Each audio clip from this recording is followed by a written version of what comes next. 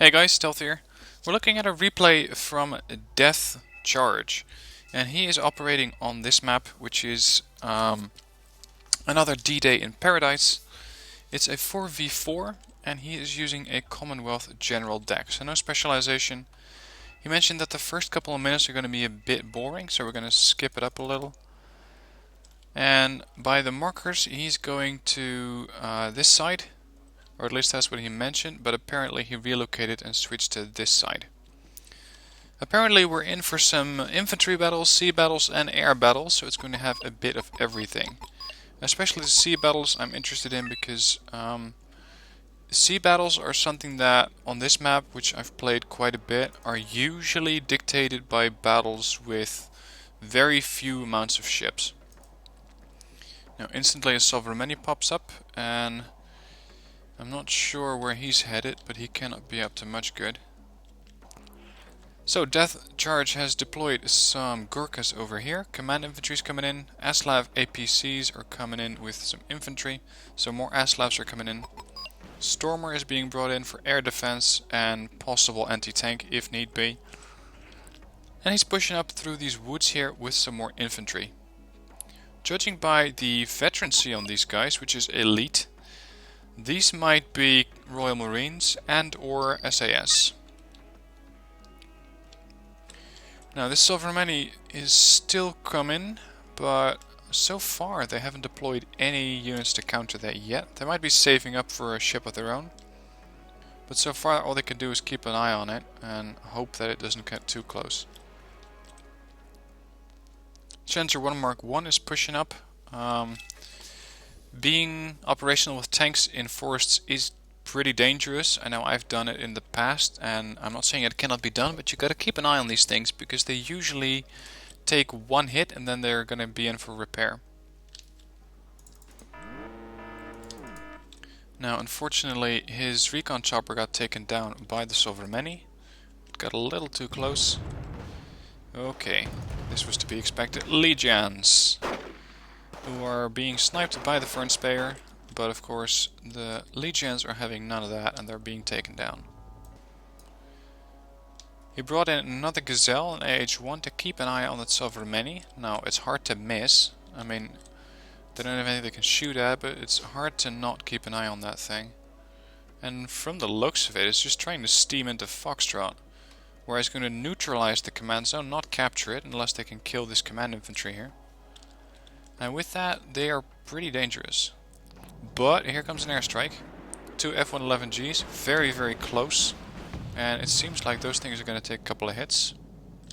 Sovereign took a couple of big hits on the broadside here. You can see that they took it down to within or less than half of its health. So all of a sudden this big badass ship doesn't look that bad anymore. And Deathcharge is bringing in a Burlier at Exocet to counter that threat even more. And a second Burlier has also appeared on the scene. Now I've never really used these things before. They are basically just Exocet missile launchers on the shore, on a truck. That's all that they are. They can do a lot of damage, but you gotta fire them as with all anti-ship missiles in salvos, otherwise they're no good. So let's skip up ahead and see if this thing combined with its brother can turn on the heat on the Sovereign. Sovereign seems to be moving around a lot because sometimes when they fire, they relocate, and that's when you lose the zone. So he's just putting a bit of fire onto that town, hoping that there was command infantry in there. Of course there wasn't. Now I'm not sure why a ship, especially a command ship like this, if it fires, is considered mobile. Because it didn't move at all. But for some reason they do consider them mobile, and that's why they lose the command zone. Or at least they stop neutralizing it. Now over here, as expected, there was Royal Marines in those transports, some RBS-70s, second group of Royal Marines was deployed over here, Gurkhas and Diggers. So he's got a pretty good setup over here. Let's see if there's anything to counter that. Hell yeah, there's something to counter that. That's a lot of infantry. Legions, what's this, Rozvedkas? Lirens, Z9As armed with autocannons. He is going to be in a lot of trouble if he tries to push on there. First, let's see if these exocets are into position. Second one's into position. He disabled the weapons. Now he might be too busy operating in this area. Tornado MFG coming in from Admiral Akbar. Sorry, Admirable, I should say. And the Pope Mobile is going offensive and did not score a hit on that ship, unfortunately, but they did lose an anti-ship plane. So far, considering that we are 7 minutes into the game, not a lot has happened. They have scored 170 versus 335 for Red 4. So they are not doing that bad. It's a pretty quiet game so far.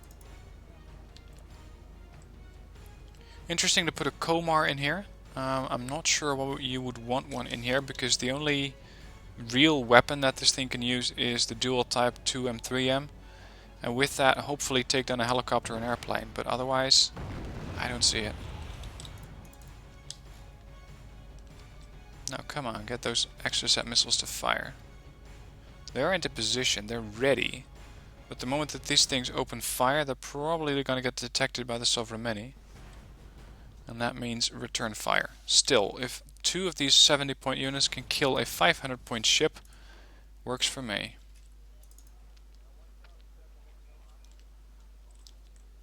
Come on.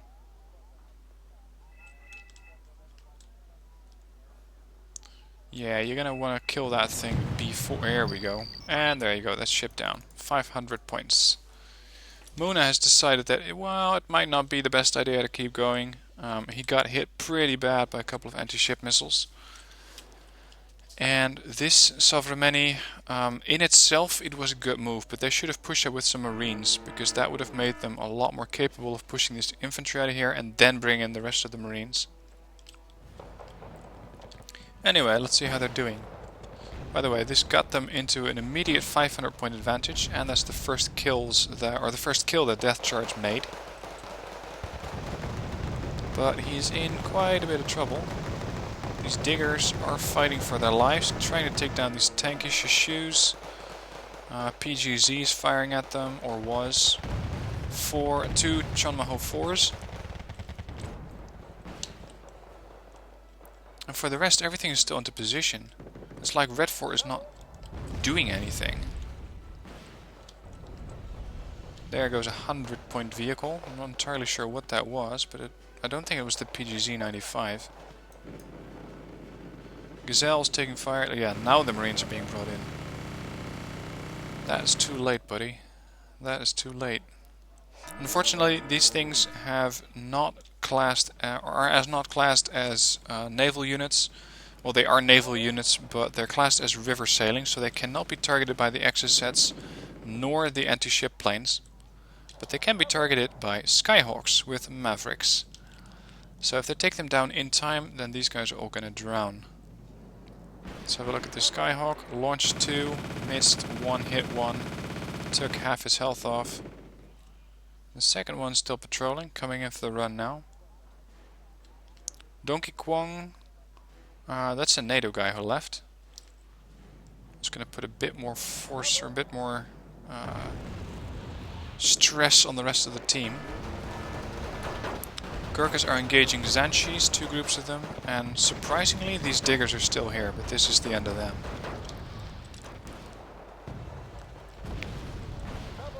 Look at this. Because why keep your tanks grouped up? These are all single T-64Bs. Commanded by Lieutenant Sarcasm. One got blown up. Challenger is having a field day trying to either kill the Komar or these tanks. ETGM line of 3s are engaging the tanks, doing a lot of damage. We got 2 Buck M1s, so this would be a nice target for a seed run. But they still have those Marines, and those Marines have apparently managed to push in. Let's see, these might be beater ADAs.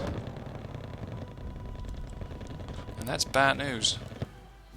That is very bad news, because they're punching into the soft side of Deathcharge. So they have to figure out a way to counter this quickly before those things manage to take out the Stormer, possibly the Lynx, maybe the command infantry. Good hit from the Lynx Toad 2. Unfortunately, the threat from this thing is mostly past. So the only thing that they got left is just those rocket launchers on top of them.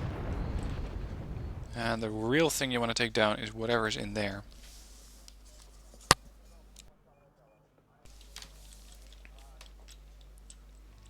Over here on the right there was a bit of a skirmish and they seems to have won that.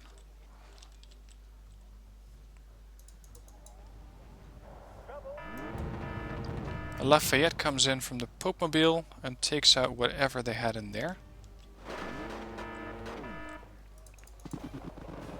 Now I'm a bit worried about his somewhat lack of AA. They do have the Stormer HVM here of course, and that did manage to take down the Yak-38. But this thing does not have good range against planes, and he was lucky that that Yak-38 flew right overhead. I'm hearing a bombing run. A Nighthawk comes in and takes 24 guys out with one bomb. Gurkhas are being landed by the AH-1.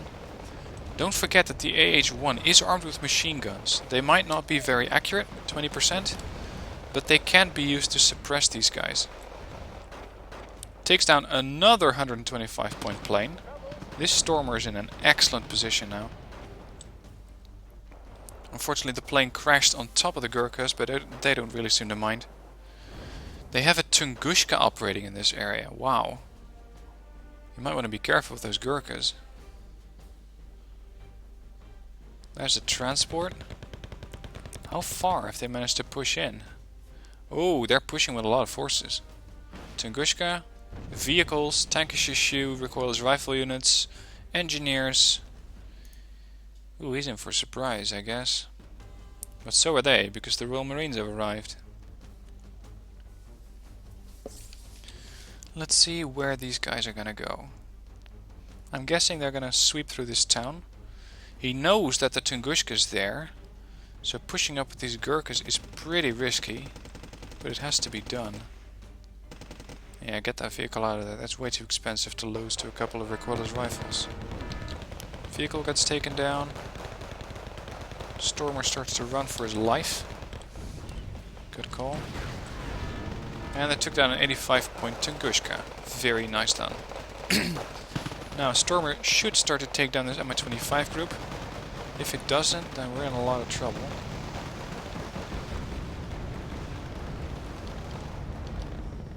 It's always nice to have some MANPADS over here, so some infantry AA.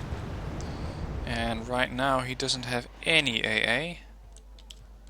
He's bringing in some more infantry.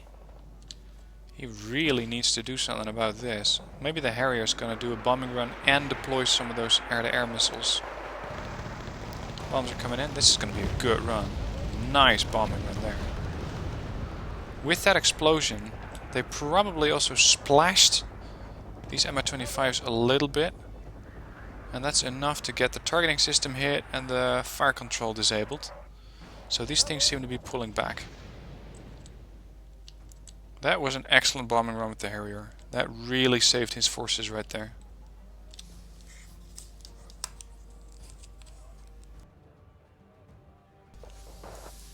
This Lafayette's just hanging around here. He could have pushed up with that Lafayette and contacted Deathcharge about the Gazelle. Push the Gazelle out a bit further and see what's going on there. Xena and Ace are coming in. And if these guys are still filled with infantry, which they seem to be, then there is a very high chance that you're going to be dealing with Legions next. Yep. We hear another bombing run come in, and that wiped out a lot, including some of his own forces, it seems. Not sure whose bombing run that was. Lieutenant Sarcasm surrenders. That's a Red 4 player. Okay. Fulman Invictus surrenders. That's probably this guy. So it's 2v3 at the moment, with 3 being on the NATO side.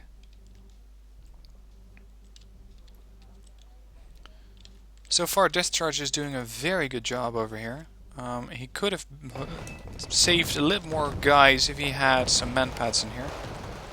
But fortunately, the Popemobile, which I think is a great nickname by the way, is for now secure in the line, as he is bringing in more forces with these these US Marines, which gives him time to deploy a couple more reinforcements for these Gurkhas. More Gurkhas are coming in from the sides. A siege tries to take down Spock, but it misses, unfortunately. Tornadoes do a bombing run, but don't seem to hit anything. And this is usually pretty much of a death alley. Anything that goes in here is going to have a very high chance of encountering something. So it's very, very dangerous to push forces through. And that is why, when I'm in this region, I usually try to push through the forest. It's a little safer, but not by much. So he found 40 Zanshi with his, well, what was 20 Gurkhas, now it's 10. This is where you could use some fire support vehicles. A Centurion AVRE would be very, very helpful. And they would wipe out the Zanshis very quickly and do a lot of damage to the transports. Also some infantry in warrior Milans, or just regular warriors, would be a major asset here. Because they with their autocannons could shoot through these vehicles and the infantry. So that is something that he could have used here to make his position a little easier. Unfortunately, no kills on the Zanshis. Another bomber comes in. That's a Harrier GR7, armed with Paveway 2s. Precision bombing run. Let's hope that does a lot of damage. Yeah, that wiped out a lot of points.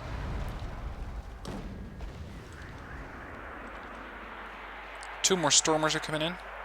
Now this position is okay for the Stormers, but this hill makes it very difficult for any kind of AA to operate well. Really the only AA that has a decent shot at operating in this area is helicopter mounted AA. Because they are maneuverable enough to support this area. This also helps, having a Lafayette over here. And Lafayette takes down a plane, or a helicopter, sorry. Combined with the Stormers. Gurkhas are wiping out transports now. And there's some more Stormers coming in. Probably, yeah, here's the Royal Marines again. Who instantly wipe out one vehicle. And I think that by now his Harrier should be recharged. There's another strike wave coming in. But they are in trouble from that Su-27S. Look at this. This Su-27S is lined up perfectly behind these three planes ahead of him.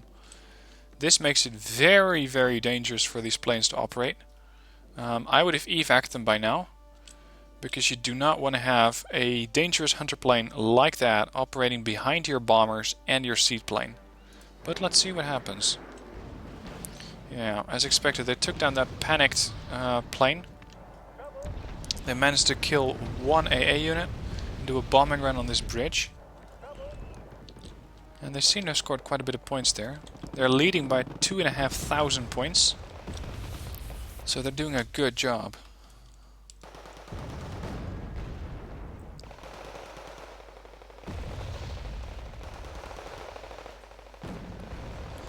Now I'm trying to think of some other units which would be useful over here. There aren't that many. As I mentioned, the Centurion AVRE would be helpful. Maybe some Scorpion light tanks as a couple of throwaway tanks to deploy some medium caliber fire onto these targets. Ooh, yeah, that'll help. Lynx 20mm helicopters, which are in the Commonwealth arsenal, could also have been very, very effective here. But this works. This works well. Having three of these guys here. Plane tries to come in. Does a bombing run, kills out the Gurkhas and the Royal Marines. But the Stormers fortunately weren't hit. These are probably diggers coming in, Aslav PCs.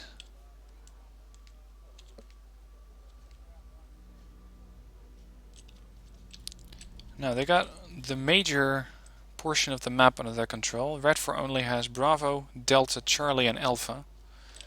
And that means that NATO has more income, more players, more units and more micromanagement capability than the enemy. One thing I'm missing on this flank though is recon. Putting some recon in here, possibly the Canadian Recce, would have helped with spotting anything that happened here and possibly provided targets for the Challenger Mark 1. In the meanwhile, a big push on this end again. More Zanshies are coming in. Immediately getting into contact with the diggers. And I'd be surprised if there wasn't another bombing run coming in. Let's see, yep, there comes a Harrier GR7. And the Tigers are coming back to deal another load of damage to these guys. But they're getting very close.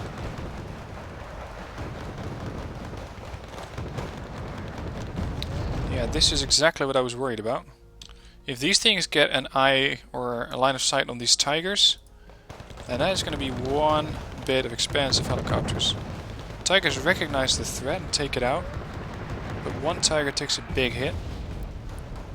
But with this push they secured the area again. So well done to Admirable Akbar over there. This really helped out the rest of your team. And as quickly as they appeared, as quickly they disappear. Probably back off to an FOB to resupply these guys.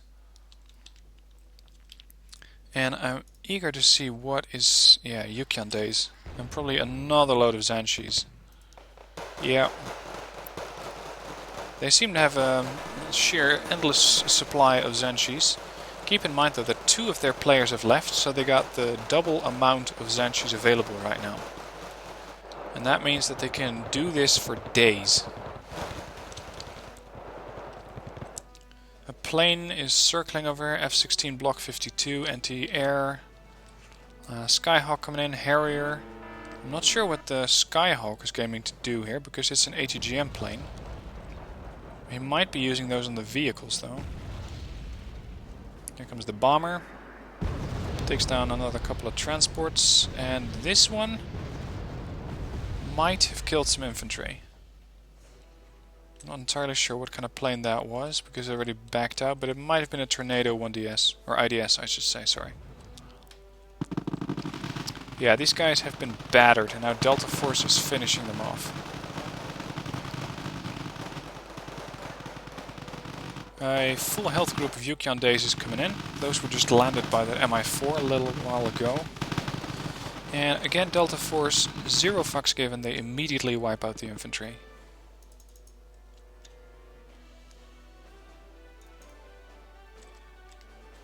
Now in a situation like this, there are several ways which you can push up. You can go through this forest.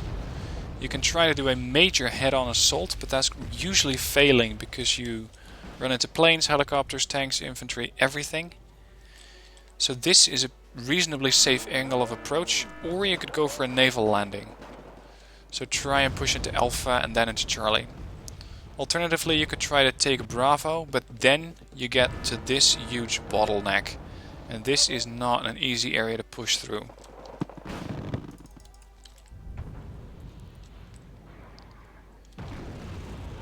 Now this Challenger is a little bit out of position, because they could have made some very nice kills on these AA units, which are worth quite a lot really, 70 points. But they got the Aslav TOW 2, and a Milan F3 group, another Milan group. So they got plenty of capabilities of holding onto this area and destroying anything that drops by. Over here the US Marines are pushing up. And this is over. The moment that these LVTP 7A1s arrive, this is over. Because those grenade launchers are just lethal to infantry. He could have pushed up here with his forces by now. Because I think that the major threat here has passed. So he's pushing with the diggers. I would get the Stormers moving as well. Get the Stormers to about there, where they can take down planes and helicopters. And over here he's pushing up with some more Aslavs. I'm not sure whether there's a Tornado F2 pushing on here, which is seemingly doing an air patrol.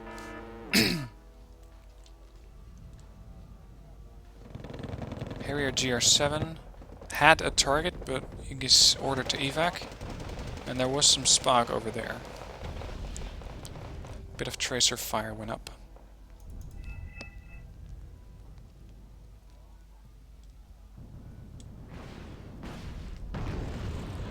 Now, we were promised epic sea battles, so I have yet to see those, but we got almost 20 minutes left on the game. And that battle, if you want to call it as much, I think it's more of a skirmish or a killing of the sovereign many. I wouldn't really call that an epic sea battle.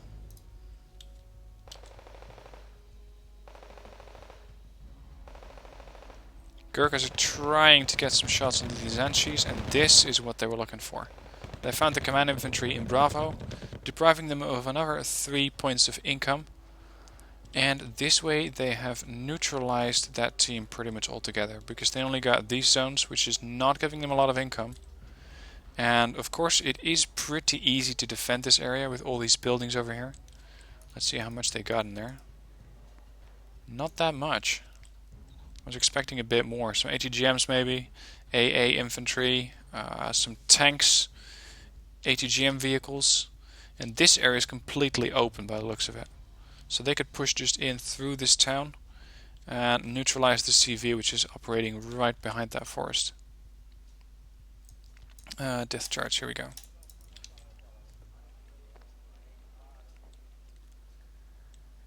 Some more MI4s are coming in, so that's Yukyondae landing.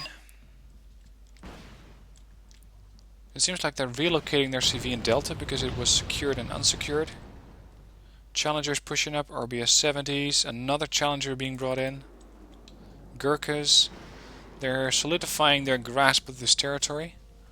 I think that these diggers are out of position by now, but okay. Nighthawk does a bombing run. I'm not sure what he's going to hit there though. Wait, one. VDVs. Wipes out half the VDVs. Whoops.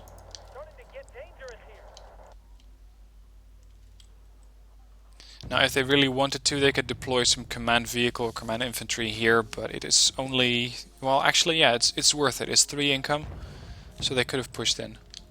Also, I'm thinking that the Popemobile forgot about the Lafayette over here, which would have been amazing support on this shore. Of course, Lafayette is still vulnerable to anti-ship missiles, as most ships. Lafayette only has medium sea whiz, but with whatever they're spotting over here, that Lafayette could have pounded that from right about over there, 4.7 kilometer range. So don't forget your ships, because they can be very, very useful. The Tigers are coming back, and it seems that by now they are pushing onto this area with quite a lot of forces. There's a lot of Leopards over here, there's some Humvees coming in, and this is now 3 players pushing onto this region. With... actually, that's all of them. That was the Popemobile with his helicopters, his Delta Force, and LVTPs. We got Admiral Akbar with a Eurocorps deck by the looks of it. And one of their guys had left, Donkey Kong. So this means that nobody's actually manning this site. But then again, there's no push this area. Interesting, expensive tank here, by the way. There's no one pushing on that area, so they're just camping it out, and instead they're focusing all of their efforts on this region, which should give them a lot of advantages, because you got 3 players pushing on 2. Now the 2 are defending, so that gives them an advantage. But getting Delta Force in here, Marines, stuff like that, SMAWs would be ideal as well to take out those vehicles pretty quickly. Challengers pushing in. Again, my vote for the Centurion AVRE in this area. The one thing I don't really see over here is mortars. And those would have also been an asset to pound these areas or create smoke screens in case they wanted to push up to the other urban area over there. But this is pretty much infantry on infantry all over the place. And I suppose that this is the infantry, the epic infantry battle that we were promised. So we can see diggers on Zanshi, more Zanshis coming in, Spetsnaz, VDVs, another group of VDVs, Fang Hua Bing, engineer infantry. So this is just madness, especially now that the Tigers are getting involved. Someone has put up a smoke screen there, I'm not entirely sure why. Tigers are out of ammo, they're just using their main gun now, their autocannon. And yeah, they need a lot more infantry over here, so we can probably expect a lot more infantry to push up. Let's see what they got. Aslavs. This would have been an ideal location to land Gurkhas now. The Gurkhas and their helicopters are quick to deploy. They're easy to get into these buildings fast, and you can get the helicopters away safely, especially with the smoke screen. Whereas Aslavs with their diggers take a long while before they actually arrive on the main front line. By now NATO is leading by 5,000 points, and then some, 5,500 by now. So this is just a very, very unlucky Red 4 who's getting completely owned by all these guys. Aslav is pushing in with their autocannons. He doesn't really have a lot of other forces that could be of help here. The Lynx cannot safely operate there with the MANPADS that I just saw. Harriers seem to operate relatively safely. What you would really need here is an F-111. Those things that drop 8 1,000 kilogram bombs, you could just pull a line right over this area and wipe out pretty much anything that happened to be unlucky to be in there.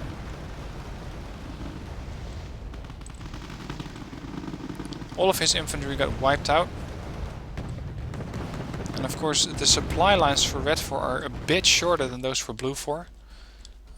If Blue 4 would capture this area, that'd be great, because they could start to push on them from two sides and possibly even go right over the hill here and push into Charlie. But for now the resupply lines from NATO or Blue 4 are coming all the way out of Hotel or over here from Echo. They have to traverse all this way. And keep in mind that this is not an easy crossing, you gotta use this bridge. Or keep going all the way past this canal and then you arrive at the front line. But they're pushing with the 3 of them, so they got a decent chance of actually pulling it off. By now almost leading by 6,000 points.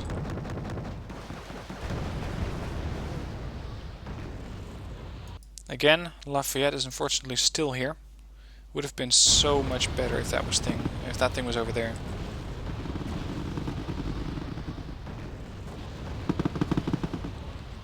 Delta Force from the Popemobile is pushing up further. These Tigers, which by now are 5, both HADs and HAPs, are pushing onto this side. This seems to be the entire Tiger fleet that the French arm, or that Admiral Akbar can muster. The only thing that's missing from this picture is a recon helicopter. And that would be very, very useful to provide targets for all of these guys. But maybe that thing is still forthcoming. Cobra of the E variant, so toes on those things. Lynx pushing up, but they got no eyes in this zone. What does Red 4 still have over here? Okay, not a lot. What the hell is this? Where are they even going? It seems like Alexander May is trying to push round. But these things are slow. They don't have the necessary fuel to get there. And they're sitting ducks. Deathcharge is responding to that with a couple of STRBs. And these things are just going to have a field day. Another ship's being brought in, a Lafayette. Please have this Lafayette move over to that side, because he could be so effective there. But I guess the Popemobile forgot about his ship and was too busy operating in this area.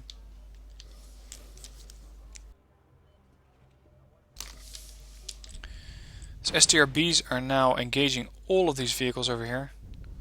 And in my case, in my preference, I would disable the Hellfire on one of these ships, wait for one ship to empty all of its Hellfire magazines, and then enable the other one, because now they're firing at exactly the same target, and ditching quite a bit of Hellfires.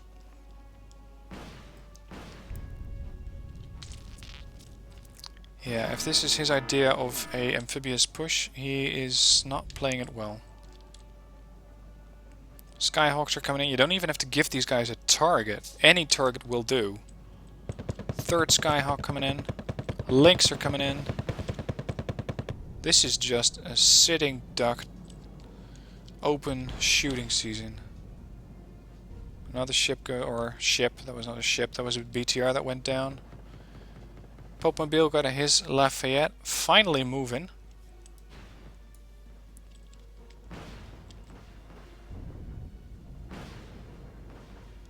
This King takes a big hit from the TOW-2s.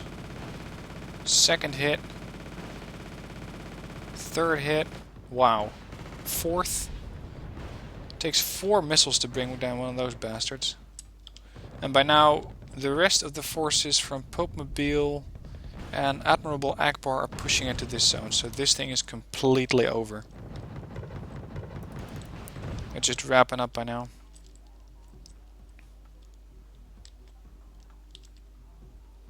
But now the hunt for the main CV starts. Let's see. Oh, that should be over quick. There's only one CV there.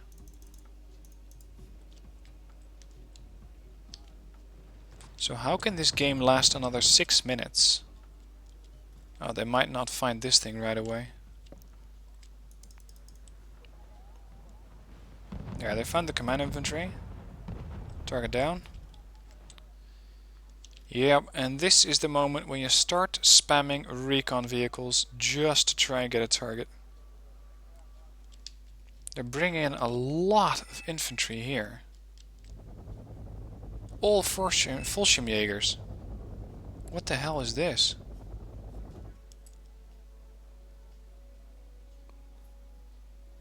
Looks like they're trying to come through this area, not knowing that the threat or that the main target's going that way. Surprising that there's not a lot of recon helicopters operating. Maybe they don't have that many anymore. But if I was in this position, and I have been in this position for many times, just deploy a lot of recon units. Deploy recon vehicles over there. Deploy recon helicopters over there because they're faster to spot this area. And just put those recon helicopters on waypoints. So tell them to zigzag over the area and they possibly find something. Yeah, I'm just going to skip this up because this is barely interesting to watch. What I want to see is what the ratings are. 7,000 points. Holy shit. Surprisingly, they did not find the CV, but the timer ran out. So, Deathcharge got 3,290 points and lost 960. So that's a 3.4 times markup. Very well done. Donkey Kong left early on. Popemobile played very well, and Admiral AVRE also did very well. So all of these guys did a good job. These guys did not do such a good job. CPT-90S might be a new player. Not as new as I had expected though. And Alexander May is also not a very new player, but he doesn't have a very high victory ratio. Anyway, if you have seen anything in this replay that you can use in your own tactics, please use it. We're all here to learn from each other. If you've seen anything you want to point out that you think that Deathcharge could have done better, please let me know in the comments down below. If you liked watching this video, please hit like, and if you want to see more, subscribe to my channel. If you want me to analyze your replay, that can be done. Just send in your replay through my website. A link to the website is in the description below. Keep in mind though, I get quite a lot of replays, so I might not be able to go through all of them. And that may mean that yours might be covered tomorrow, it might be covered in a month from now. It might not be covered at all. I cannot guarantee anything. I try to have a look at all of them. But again, there's only so many hours in a day, even for me. So I hope for your understanding on that matter. Anyway, thanks for watching. Hope you have a good time and see you next video.